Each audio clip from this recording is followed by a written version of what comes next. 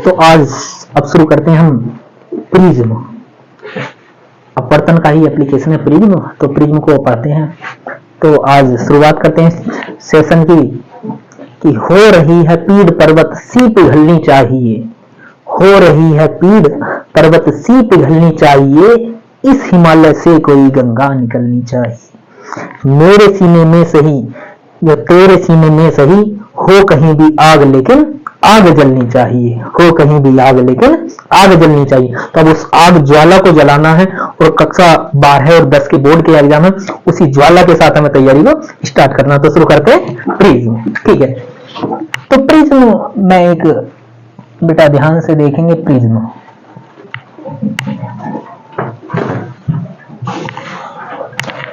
Prism क्या होता है? प्रिज्म किसी कोण पर झुके दो समतल पृष्ठों से बना एक माध्यम होता है। दो समतल पृष्ठ हैं, ध्यान से देखो ये दोनों। तो प्रिज्म क्या है? प्रिज्म किसी कोण पर झुके दो समतल पृष्ठों से बना एक माध्यम होता है, ऐसा ध्यान रखेंगे। प्रिज्म क्या है? प्रिज्म किसी कोण पर झुके दो समतल पृष्ठों से मिलकर बना एक माध्यम होता है जो पारदर्शी है। ये दूसरी तरह से बोल सकते हैं, प्रिज्म किसी कोण पर झुके दो समतल पृष्ठों से मिलकर बना एक पारदर्शी माध्यम होता है। बात समझ में आ गई क्या? आगे बात करते हैं। अब बेटा हम बात करते हैं प्रिज्म द्वारा, यहाँ से जो प्रिज्म की डेफिनेशन उठा ली, क्योंकि हम बोर्ड की दृष्टि से इंपोर्टेंट टॉपिक को कवर कर रहे हैं। तो अब हम सबसे पहले देखेंगे प्रिज्म द्वारा प्रकाश का अपवर्तन। प्रिज्म द्वारा प्रकाश का अपवर्तन। बेटा इस क्लास को स्टार्ट करने से पहले 2-3 चीजें हम पिछली क्लास की रिवाइज कराएंगे।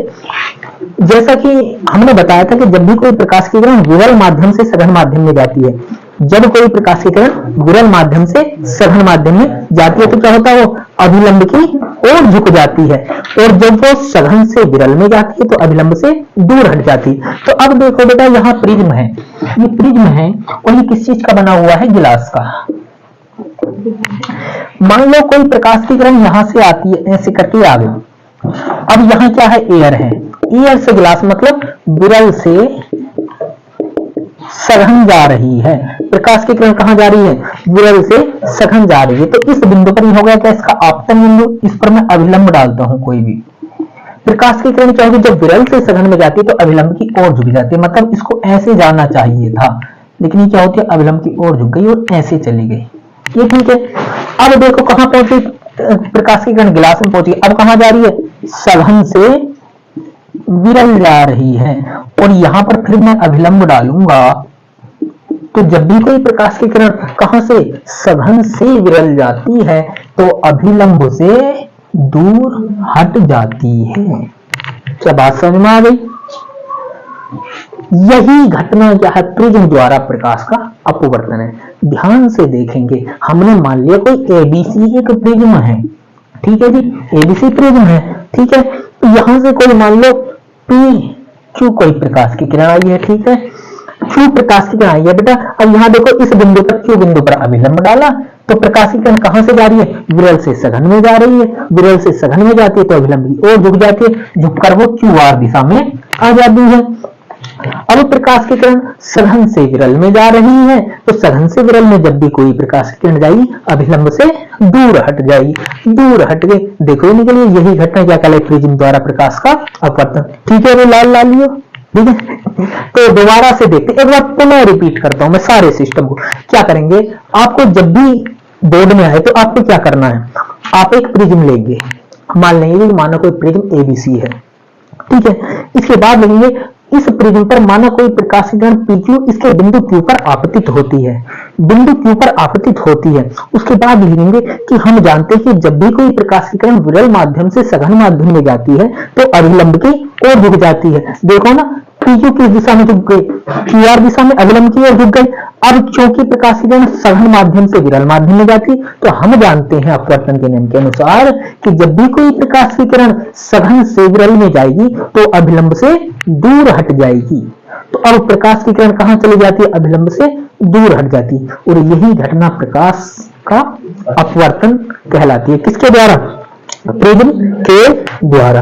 यहां हमने एंगल नहीं बनाया, तो देखो आपतन कोण किसके लिए होता, अभिलंब और आपतित किरण के, ये हो गया और अब यहां देखो ये क्या हो गया,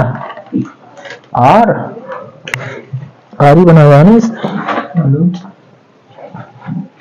ये हो गया आई डैश और ये आर डैश। ठीक है भाई, तो क्या बात समझ में आ गया प्रिज्म द्वारा प्रकाश का अपवर्तन।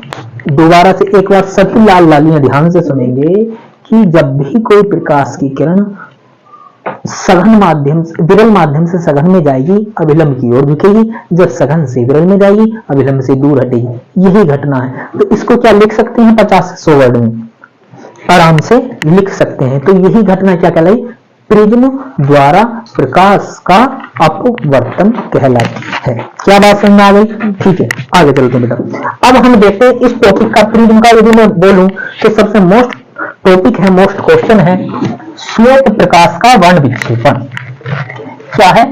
प्रिज्म द्वारा श्वेत प्रकाश का वर्ण विक्षेपण। श्वेत प्रकाश का देखो हमने पढ़ा है, सुना है कि जो श्वेत कलर होता है, जो श्वेत रंग होता है, वो कई सारे कलरों का मिश्रण होता है।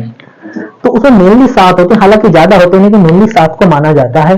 तो यहां जो हम पढ़ेंगे कि प्रिज्म द्वारा श्वेत प्रकाश का वर्ण विक्षेपण, वर्ण बोलते हैं रंग, और विक्षेपण मतलब बिखर जाना, विक्षेपित हो जाना, अलग अलग हो जाना। तो यहाँ जो हमें इवेंट पढ़नी है, एक प्रिज्म होगा और व्हाइट लाइट को, एक व्हाइट लाइट बीम को 7 कलर्स में डिवाइड करेगा, 7 कलर में सेपरेट करेगा। यही घटना क्या कहलाएगी, प्रिज्म द्वारा श्वेत प्रकाश का वर्ण विक्षेपण। तो कैसे होता